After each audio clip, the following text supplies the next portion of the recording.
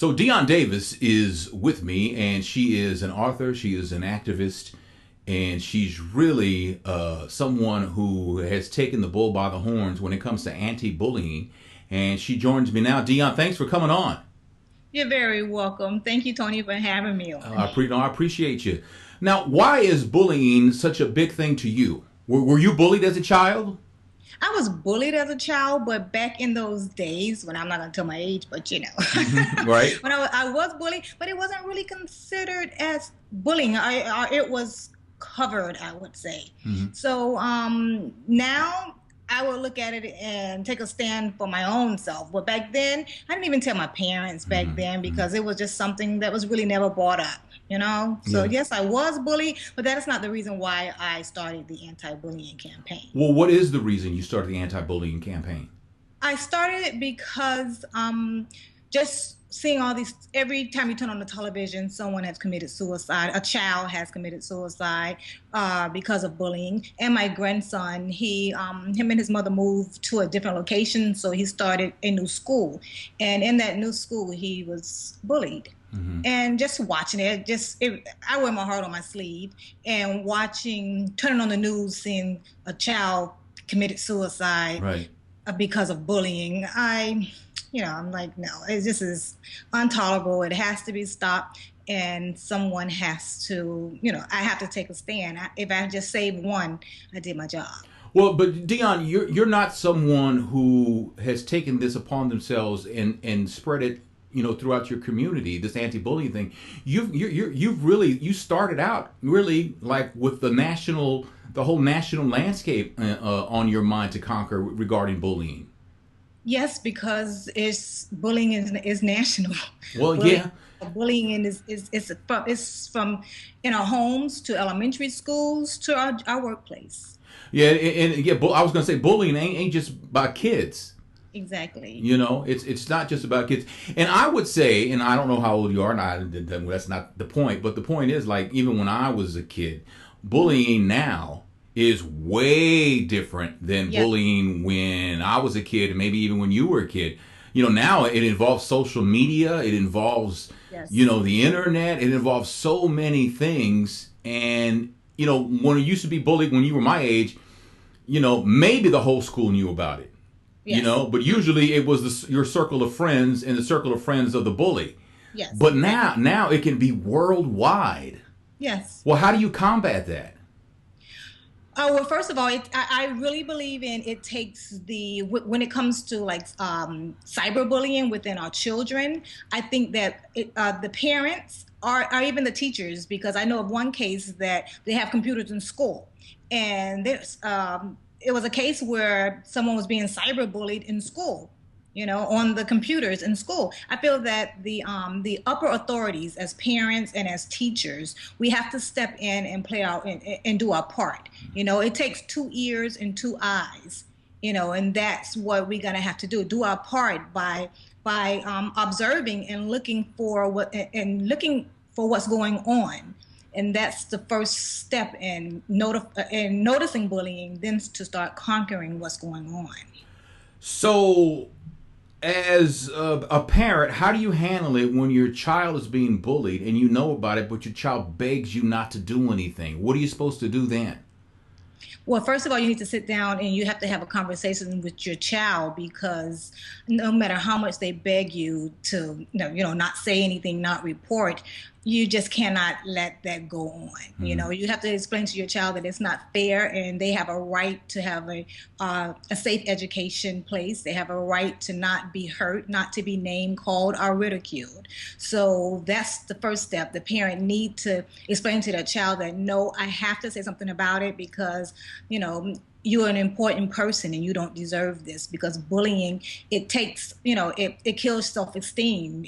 It's a declination in school because you don't want to go. You make excuses. Oh, my arm hurt, my stomach hurt. Hmm. Every day you get an excuse about why this child won't go, don't want to go to school. I don't want to just have a healthy life. So a parent has to explain to their child their worth. and then take it to the next step about to deal with whatever where that child is being bullied at. If it's at a park, it needs to go to that recreation leader. If it's at a school, it needs to go to the teacher and then to the principal and the proper steps. So, Deon, besides the fact that your child will make excuses on, not to go to school, what other signs are there as far as your child being bullied that you may not be aware of? Well, cutting. Have you ever heard of cutting? Like Cutting, what? yeah, cutting on the wrists. Yeah. Yes. Yeah, cutting and just lack of the self-esteem is just it's just gone. This you can tell by the emotions, the change of everyday activities, the coming home extremely starving, which my grandson did, because they were bullying him out of his lunch money. Coming home wanting to raid the refrigerator like the school didn't feed him lunch. And it's just plenty signs whenever you know that your child is a happy-go-lucky person, and then now they're giving you these excuses that that's not their personality or their characteristics. There's a problem, and you need to ask, even if you don't feel it's going on. I think a parent needs to stay in their child's life. It's okay to look through that book bag. It's okay to look through that computer. It's mandatory. It's more than okay. They're a child, and I feel that as a parent, you have their right to explore their brain at dinner time, ask questions, because it's amazing what you'll find out. So, in the case of your grandson, has this bullying stopped? If so, how did you end it? Well, it definitely stopped. It lasts not even a good week. Okay. Because he says his nana is a bully buster. Who are you gonna call? Bully buster. And he's now a bully buster. I give them titles. Okay. Bully buster, and he's considered a bean in his school because the book Beanie and the Bully that I authored, it was written for a female. She's the bully buster. She's the hero. She's the main character. Well, let's talk about that. Let's talk about Beanie and the Bully. It's a book that we'll put a link in the show notes. If people want to purchase it, they can. But what was your inspiration for the book? Was it a girl you heard about, or a young girl that you know that was the inspiration for the book? Or was just the stories that you had heard, or what? Actually, my 16-year-old niece passed away of cancer, and her nickname was Bean. And I wanted to keep her spirit alive. And I'm a true believer that when I see a butterfly, I know it's her. And I was sitting on my patio one day thinking, how can I stop this bullying? Because I just seen on television that another teen had committed suicide. The mother came in and found her hung inside of the closet. Oh, God. And I went on my patio, and it brought tears to my eyes. And at the same time, this butterfly came and just sat on my patio with me. And I just make a joke, like, Bean, I know that's you. And I just was, just talking, just getting a little spiritual. And that's when I know I'm going to keep you alive. I'm going to keep your spirit alive, and you're going to help me conquer bullying. And that's where the character came, Beanie and the Bully. And now Beanie and the Bully is a series of 8 books, and that's the first one. Okay. So it is a series of books, though. Yes. That's great.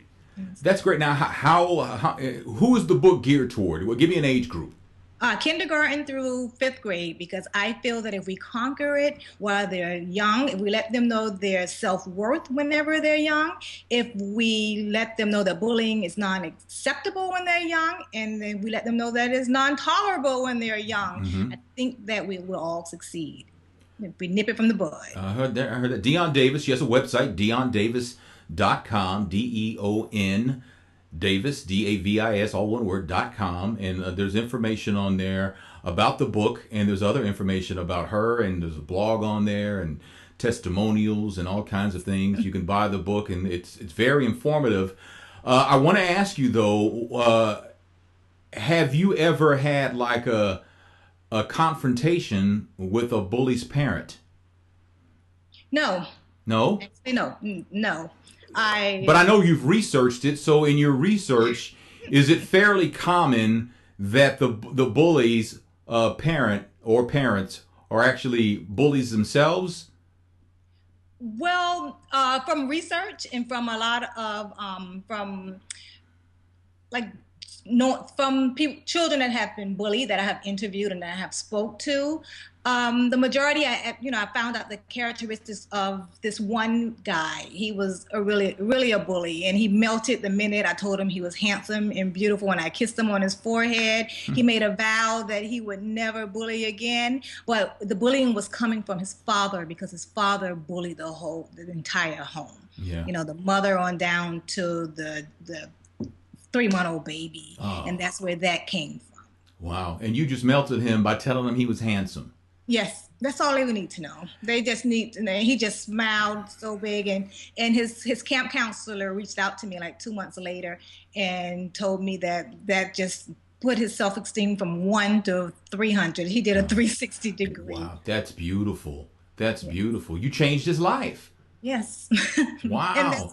and I'm gonna continue doing that. If I just pick it one by one, right. One by one, I'll get there. That's great. That's great. So the book is 1995. It's called Beanie and the Bully.